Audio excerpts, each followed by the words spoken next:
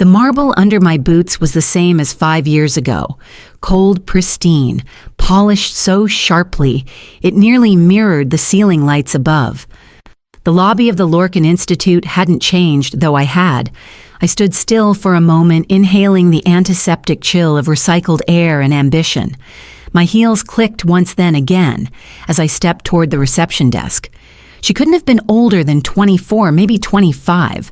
Sharp ponytail, a badge that read, S. Greer. Her eyes paused on me, blinked twice, then tightened with a polite smile, the kind used on people who'd clearly made a mistake. "May I help you, Dr. Malis Rourke?" I said calmly, "here for the governing summit." She tapped briskly at her tablet. Her brow crinkled. "I'm sorry, you're not on the list. I expected that." "I was told I wouldn't be," I replied just as calmly. I stepped closer. Her confidence wavered. She glanced toward security, unsure whether I was delusional or dangerous. Before she could stammer a follow-up, a voice cut across the lobby like an insult in velvet. "Well, well. Look what Zurich spat out. Auric Maddox as performative as ever. Same perfectly parted hair, same scent of money and misplaced confidence. Did someone forget to tell you this is a closed summit?" he asked, strolling over like a man who thought his name was carved into the pillars. "This is for decision-makers, not ghosts." He grinned, leaned one elbow on the counter. "I have to say, Malis showing up unlisted. That's a new level of desperate." I didn't respond. Instead, I reached into my coat pocket and pulled out my tablet. A few taps, one swipe. Greer's device pinged. She looked down. Froze. Executive. Clearance just updated. The doors to the executive elevator dinged softly. Opened. I turned back to Auric. "I'm not here for your approval," I said. "I'm here for control." And I walked past him as the security guard stepped aside, no one stopping me, no one speaking. The elevator was already waiting, humming like it knew what came next. The elevator rose in steady silence, but my thoughts traveled backward, years, not floors. Cavan Lorcan hadn't been a perfect man. He hated ceremony, ignored dress codes, and had a tendency to forget meals when an idea took hold. But he saw things clearly. He saw me clearly, long before I had credentials grants or a single published paper. When the board saw an orphaned grad student, he saw a partner in the making. He built the institute with his name, but he let his vision belong to all of us. That was what scared them. When the whispers started words like paranoid, obsessed, erratic, I knew exactly where they were coming from. The same men who nodded at his brilliance in public were quietly setting fire to his reputation behind closed doors. Then came the voluntary sabbatical, then the internal memo doctor. Lorcan has resigned from all official roles to focus on personal health. He never sent that memo. He never resigned, and I never saw him again. 3 days after that announcement, my badge access was revoked. They called it restructuring. I called it what it was, exile. They gave me a severance packet and a non-disclosure agreement I never signed. Zurich was supposed to be a pause, a reset, but all I did was dig. In basements and databases, public filings, and quiet emails. The research he'd been leading, the ethical AI initiative designed to prevent autonomous targeting in war zones, hadn't just been shelved, it had been scrubbed, stripped from servers, archived into oblivion. And the funders' defense contractors, the kind that profit when systems fail human control. They tried to erase him. When that failed, they tried to erase me. I spent 18 months building a response.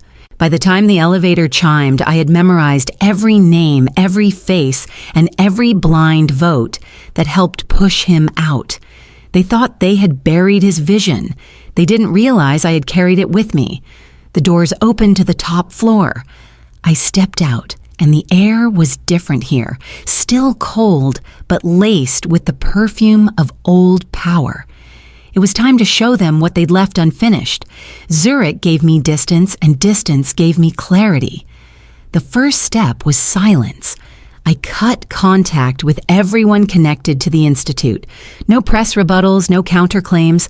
Let them believe the rumors. Let them say I disappeared into obscurity, that I was freelancing, consulting, drifting. It worked better if they thought I was nothing. Behind closed doors, I incorporated Ether Rourke Holdings through a trust registered in Liechtenstein. One firm led to another, a web of clean-sounding names: Ventra, Group, Iskalen Systems, Bloomreach Capital, each one a glove on the same hand. They never saw me coming. I identified former donors, first the ones disillusioned by what the Institute had become, scientists who'd sold their board seats out of disgust, widow estates with dormant voting proxies, university-linked investment arms with no interest in monitoring their allocations. I didn't need headlines. I needed shares. Every acquisition was legal. Every purchase was quiet. Most of the time, I bought them at a discount. In 18 months, I accumulated 79.1% of the Institute's voting shares. No fireworks, no declarations, just a carefully placed seed in every ledger. By the time anyone would notice, the tree was already rooted too deep to dig out. I called the operation project Recall, not just for what they tried to forget, but for what I planned to restore. The irony never escaped me. They stripped my name from the internal directory, scrubbed my photo from the website, locked me out of my research folders. Now I was listed under a dozen legal identities in the SEC database, each one with more authority than anyone sitting in that summit upstairs. By the time I returned to DC, the architecture of power had already shifted. The board just hadn't realized they weren't in charge anymore. As I walked toward the glass-paneled boardroom, I spotted Auric Maddox through the frosted edge. He was leaning over the table laughing, probably assuming today would go like every other summit, smooth, predictable, entirely his. I adjusted my collar and pushed open the door. Let them laugh while they still could. I didn't rush. Letting them underestimate me was half the strategy. Outside the elevator bank, the hallway buzzed with badge swipes, light conversation, and the scent of catered coffee. A few mid-level administrators passed by without recognizing me. Good. It wouldn't be that way for long. Auric appeared again, stepping out from a side corridor like a bad memory that refused to fade. He was holding a phone, feigning concern. "You're not getting in," he said, lowering his voice. "I've already flagged you. Miss Drest is on her way." I didn't look at him. I kept my eyes on the elevator doors. "You really think crashing a shareholder summit is going to get you sympathy?" he added. "Security will be here in 2 minutes." The tablet in my hand buzzed. I didn't smile, not quite, but I let him see the faint shift in my expression as I glanced down. Executive Access Class A Voting Authority confirmed by legal timestamp 9:11 a.m. EST. I tilted the screen so he could see it just long enough to watch his face shift from smug to uncertain. "You're bluffing," he said. The elevator dinged. I stepped forward without breaking stride. The badge reader lit green, a soft chime. The doors parted like breath before a scream. I turned my head slightly toward him. "You should find your seat, Auric," I said quietly. Wouldn't want to miss the opening remarks. Inside the elevator, the panel glowed with floor numbers. I pressed the top one and stood still as the doors sealed shut. Alone, I let the silence settle over me, like armor. They'd built this entire summit to exclude people like me, outsiders, idealists, inconvenient truths. But now I was here not as a guest, not as a disruptor. I was the one with the vote. As the elevator climbed, I reached into my coat pocket and pulled out the leather folder. Inside documents they thought were scattered. Proof they'd prayed would stay buried. The weight of them felt satisfying in my hands. The elevator slowed. The light above me blinked once. And then the doors opened. The doors opened onto a room shaped like power-long table glass walls, leather chairs already half-filled with carefully groomed ambition. The conversations lulled, then faltered altogether as eyes found me. I didn't rush. I walked slowly to the seat nearest the head of the table, Evelyn Drest's seat. I didn't take it. Not yet. Instead, I placed my leather folder on the polished wood and opened it with steady fingers. A few seats down, Auric Maddox blinked hard, as if willing the vision of me to disappear. Evelyn's back stiffened before she turned lips tight and composed. "Excuse me," she said smoothly. "This is a private leadership summit, correct?" I replied. I tapped the tablet and turned it to face them. "And I am the controlling stakeholder." Holland Chen, seated at the far end, looked up sharply. His brows narrowed. When he saw the certificate displayed on the screen, his expression shifted, not disbelief, but recognition. "I don't know what game this is," Evelyn said, voice like velvet stretched over glass. "But this isn't your forum." "It is now," I said. "Ether Rourke Holdings owns 79.1% of the Institute's voting shares." Auric let out a laugh, but it died halfway through. "That's absurd." Chen stood. His voice was quiet but final. "She's telling the truth." The silence landed like a thunderclap. I tapped the screen again. The documents opened in sequence: stock transfers, board appointments, registered proxies. Each one time-stamped, filed, signed. All legal. All final. Evelyn didn't blink, but I saw the tremor ripple down her jawline. "There's no record there is now," Chen said. "Legal confirmed her status as Class A authority at 9:11 this morning." The room shifted, subtle but unmistakable. Some eyes fell to their tablets. Others stole glances across the table, calculating. I kept my posture, even my voice, calm. "I'm not here to cause disruption," I said. "I'm here to correct direction." Evelyn's smile faded altogether. "Let's begin." I sat down, slid the final page toward her, and watched her fingers twitch above it. They thought I'd come armed with rhetoric. What I brought was evidence. I began with the NIH grants. Line items that were supposed to be earmarked for genomic ethics research, redirected to executive bonuses, and infrastructure reallocations that led directly to Evelyn's private consulting wing. The documents were dry, but the pattern was undeniable. The money hadn't just wandered, it had been marched with signatures. I watched the discomfort spread like a virus. A few board members leaned back in their chairs. One adjusted his collar. Auric scoffed once, then went quiet. Next came the licenses. I tapped to bring up the audit trail of Cavan's AI protocols, those meant to prevent autonomous weapons from making fatal decisions without human intervention. Somewhere in the shadows of administrative reshuffling, the code had been repackaged, stripped of its ethical lockouts, and sold under a corporate shell to a defense contractor known for its discretion. Evelyn tried to interrupt. I held up a hand. "I'm not finished." I clicked again. The screen dimmed slightly. Grainy security footage appeared. A hallway I knew well outside Lab 4B. The timestamp read 3 days before resignation notice. Cavan stood in frame, alive, alert, his movements sharp with frustration. Facing him, Auric leaning in, jabbing a finger at the file Cavan held. There was no sound, but the tension screamed through the image. Cavan pushed back. Auric grabbed the folder, and then Cavan clutched his chest. One hand reached out for the wall. His knees buckled slightly before the feed cut. A few audible gasps escaped around the table. Evelyn's hand drifted to her necklace as if searching for something solid. "No resignation," I said quietly. "No erratic behavior, just confrontation. And then collapse." I turned to Chen. Did legal ever receive documentation from Cavan confirming his resignation? Chen's answer was a slow shake of the head. A pause stretched and tight. No one reached for water.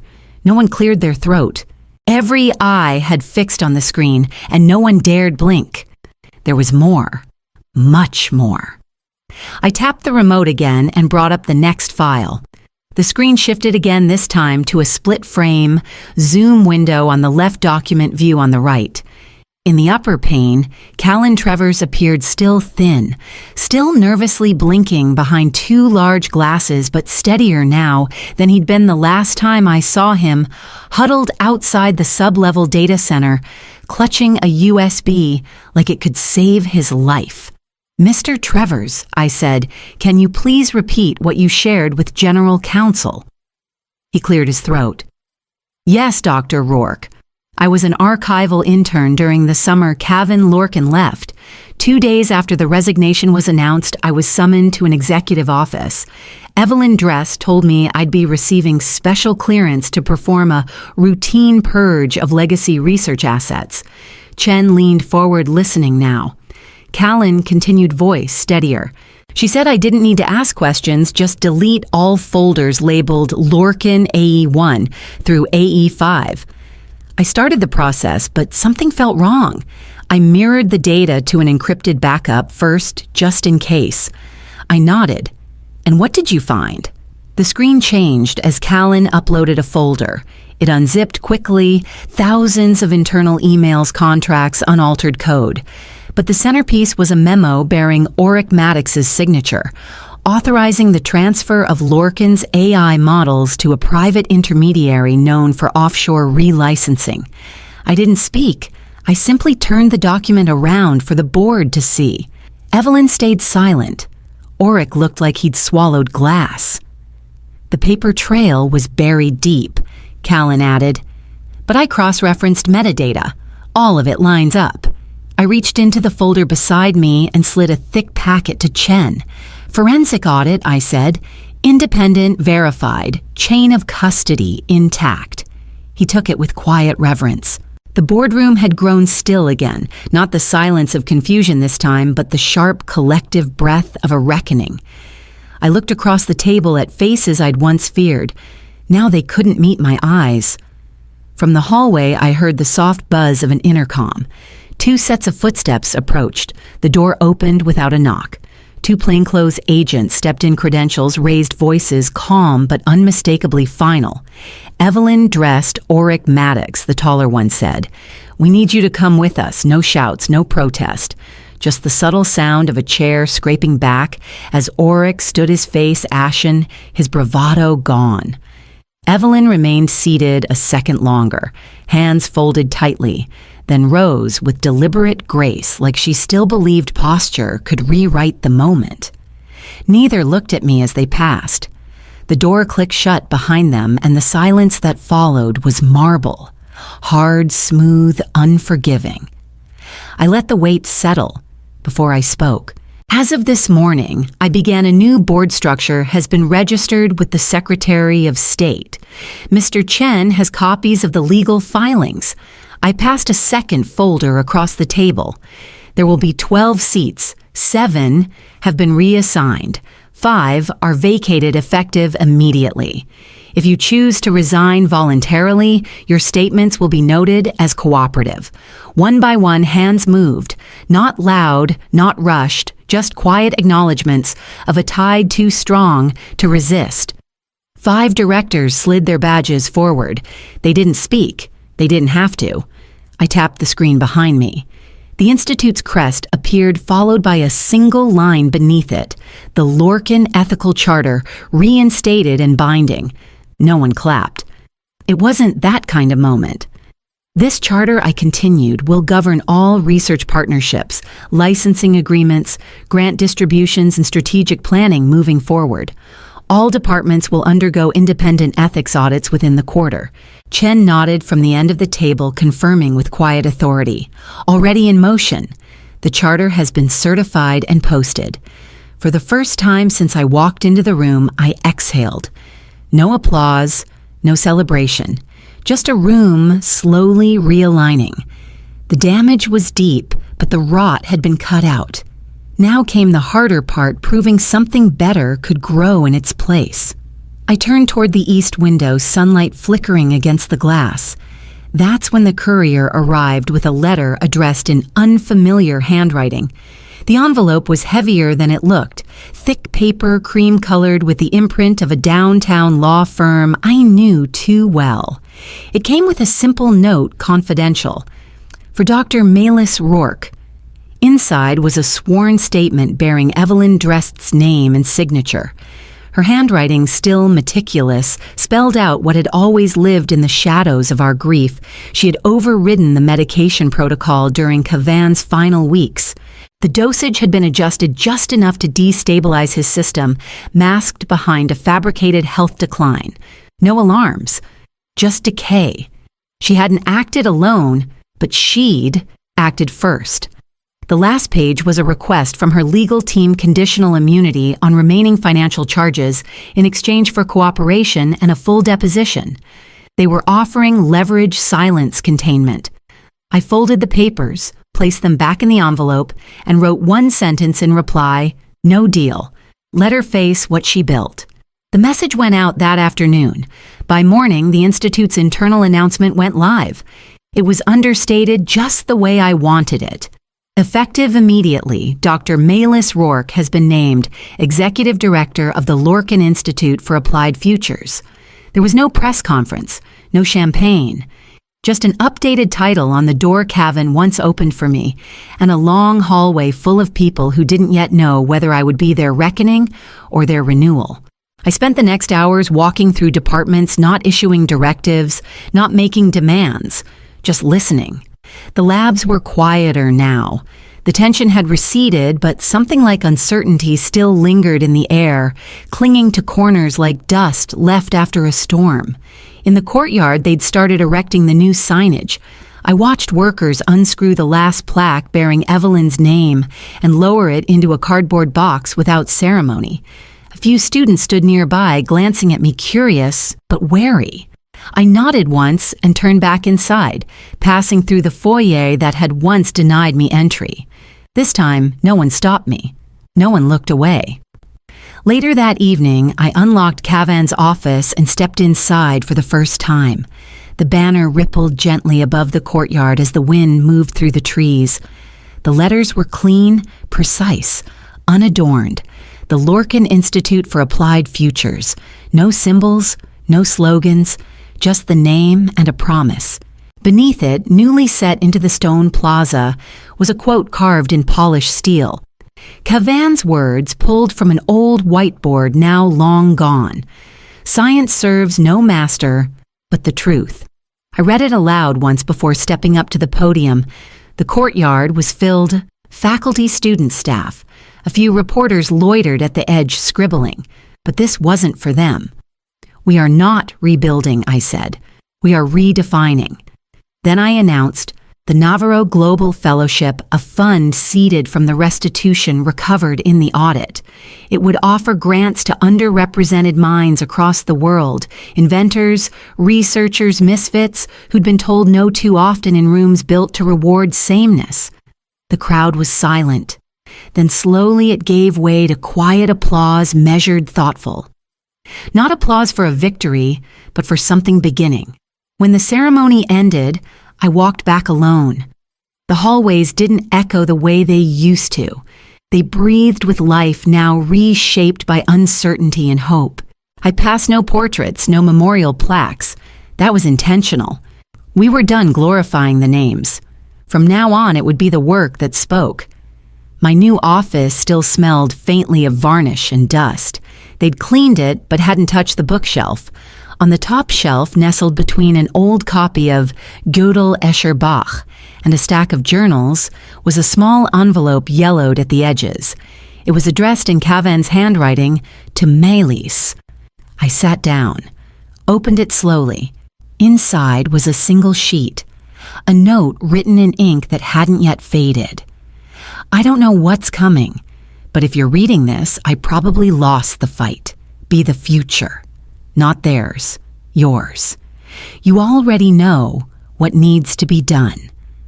I folded it carefully and returned it to the envelope. The light outside the window was soft. I closed my eyes just for a moment and let it in.